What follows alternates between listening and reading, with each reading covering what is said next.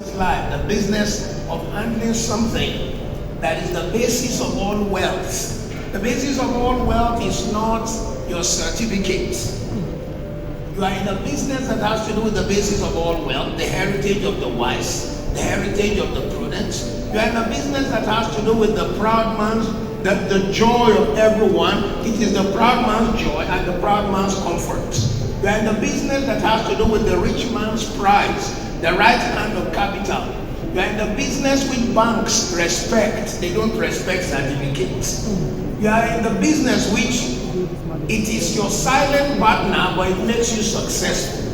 You are in the business of that which when a widow owns it, she can laugh because there is something to rely on. It is the comfort of the old age, it is the cornerstone of security. When there is misfortune, what business you are in will make a person come out of their misfortune. That business in which you are, it's handed down from children to children, from generation to generation. Matter of fact, in this hall that has to do with the Elegushi family, I remember His Highness the Elegushi coming to my house and saying, we were once just fishermen, and this place was our village until suddenly value came to it. So you are in the right business. I think you want to celebrate yourself. The thing you've been called to sell is the choicest fruit of toil. It is that which even credit respects it. If you go to any bank in Nigeria today, if you tell them you have what you are selling, they will be ready to dispose money. I want you to know that what you are selling can stand before every man and ask them to possess it. Land asks people to possess it. Buildings ask people to possess it. Unfortunately, many Nigerians don't. I want you to know that land grows, it increases in value through countless of days. It might seem dormant, it might seem worthless, it might seem like it does not increase, but it never fails, it never ceases. The Yoruba say, ileki go, ileki ti, ileki to, ileki ku. Land can never die. So even when you are gone, your children are still on top of it. I like the fact that you are not here today because you are a fashion seller. Clothes change in value. Designs fail, but land will never fail. Time is the aid of land. This same place on which you are today, 25 years ago was worth 20,000 naira. Because of time, what you sell increases in value.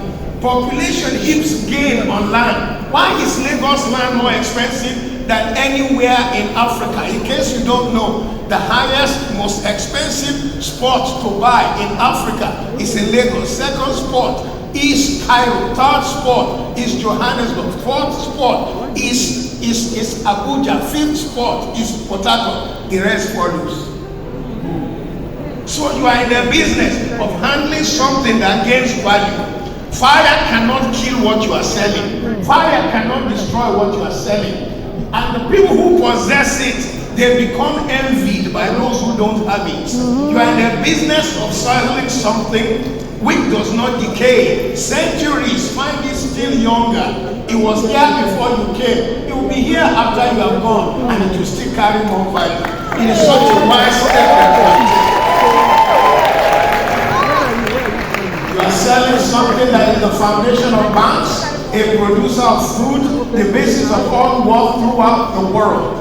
I want you to know that it is so common that thousands, unthinking, unknowing, pass by land, pass by houses, but they don't realize what makes London tick is not the atmosphere. What makes Paris great is not the atmosphere, but the buildings. And even not just the building, but the spot on which they stand. I live in a far corner of the United Kingdom called Essex. If my house were to be in Park Lane, it would be 10 times the value. So you see, land is so powerful that value is given to it because of the location. What do you think this thing is? The thing I'm talking about is land. So you've chosen the greatest of professions. You've chosen the greatest source of experiencing wealth. And it's my sincere hope that as you are part of this great house of billionaires. You will not be here to escort them, to see what they are doing. You will be here and you will make it.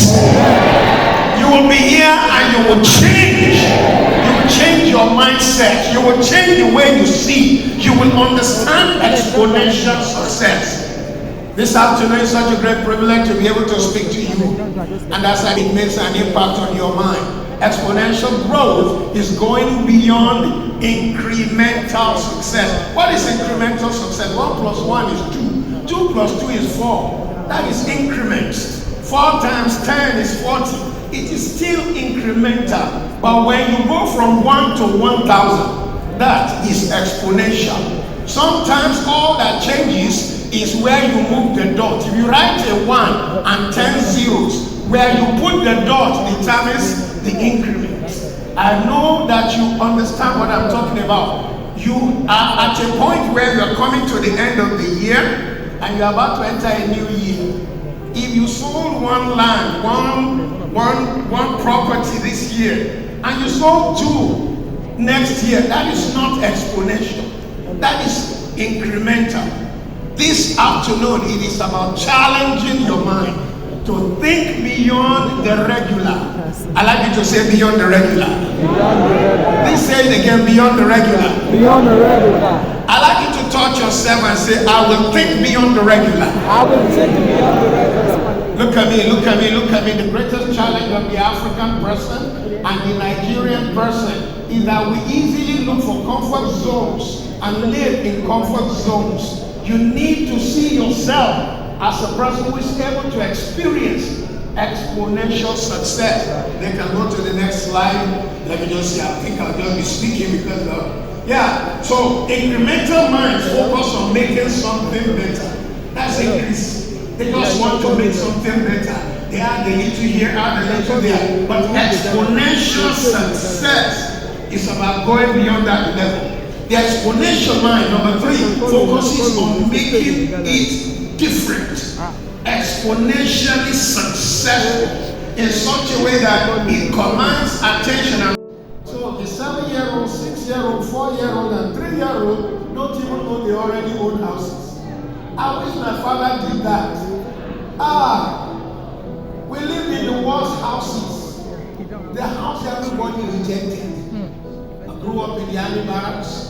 Whenever we didn't live in the barracks, we lived in terrible houses in Kaduna, George Road, Bini Street, Ogumojo Street, Badiko Village. And when I was at Contemplate Village, it is a village. That's my background. But then I see the future. I also see that people who sometimes create wealth in Nigeria, they did not create a system that involved their grandchildren, their great-grandchildren. In fact, their children are waiting for the old man to die. Every time he goes to the jail, I'm like, let him shame Jim. Waiting for him to die. Where are you going? What is your product? Your product, ladies and gentlemen in this hall, is land and houses. Is your product needed? Yes. Can it do well? Of course. Are people rising to the need to own properties? Massively.